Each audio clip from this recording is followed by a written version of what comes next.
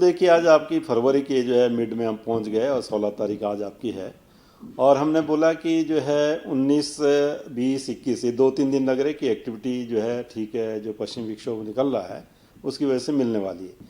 लेकिन जो पीक होगा एक्टिविटी का तो वो 19 तारीख आप शाम रात से कह सकते हैं, और जो 20 की शाम रात तक ये रहेगा।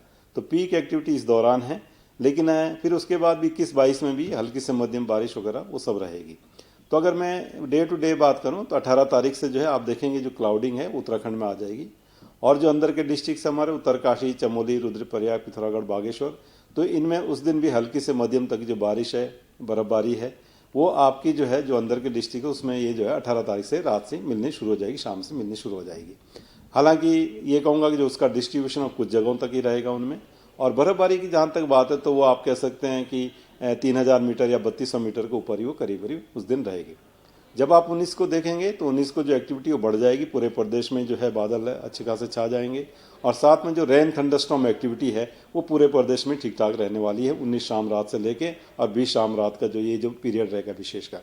और जहाँ तक फिर स्नोफॉल की बात अगर करें तो हैवी, वेरी हैवी स्नोफॉल जो है हमने जो अंदर के डिस्ट्रिक्ट हमारे 5 उत्तरकाशी, चमोली, पिथौरागढ़, रुद्रप्रयाग और बागेश्वर, इनमें हमने हैवी से वेरी हैवी स्नोफॉल कहीं कहीं पर रखा है। और वो 3000 मीटर या उससे अधिक ऊंचाई के क्षेत्रों में ही वो रहेगा। उसके बाद जो थोड़े लोअर हाइट के एरियाज हैं जिसमें आप कह सकते हैं 2500 मीटर से लेकर 3000 मीटर तक की अगर बात करें, उसके अलावा फिर अंदर के डिस्ट्रिक्ट के अलावा और भी डिस्ट्रिक्ट जो हमारे हिल्स के हैं, तो उसमें भी आप देखेंगे कि जो आधे फीट से लेके 1-1.5 फीट तक जो है बर्फबारी उनमें भी कहीं कहीं पर वो मिल जाएगी। तो कहने का मेरा अभिप्राय ये है कि 20 तारीख में जब आप जाएंगे तो आप देखेंगे जो रास्ते हैं 2500 मीटर या उसके आसपास के, वो बर्फबारी की वजह से कहीं ना कहीं अवरुद्ध होंगे। और जो 3000 मीटर से ऊपर के हैं वहाँ तो खैर ज़्यादा हो ही जाएगा, तो वहाँ तो दिक्कत है ही है। तो कहीं ना कहीं ठीक है, ये बुलेटिन में दे दिया गया कि फिर इसका जो इम्पैक्ट है किस तरह से आना है।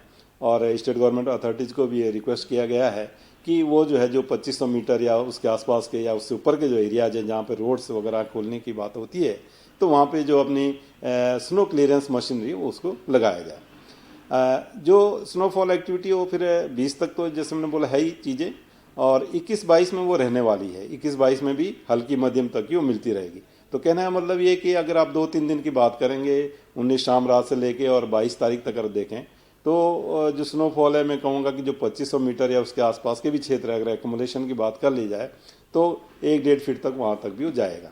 जहाँ तक जैसे मसूरी है, नैनीताल है जो 2000 के आसपास के हैं, तो मैं इसमें भी कहूँगा कि 21-22 में जब आप 23 से सुबह तक देखेंगे तो यहाँ पे भी 2-3 इंच तक जो है स्नोफॉल है वो मिलने वाली है। तो जो हमारे लोअर उसकी जो रेंजेज है जिसमें मसूरी है, चक्राता है, नैनीताल है, मुक्तेश्वर है, इवन पौड़ी भी है, कुछ एरिया आप कह सकते हैं, तो यहाँ पर भी आपको जो है वो बर्फबारी 2 से 3 इंच जो है अगर मैं बात करूँ 22 या 23 की सुबह तक जो है तो वो मिलेगी जी।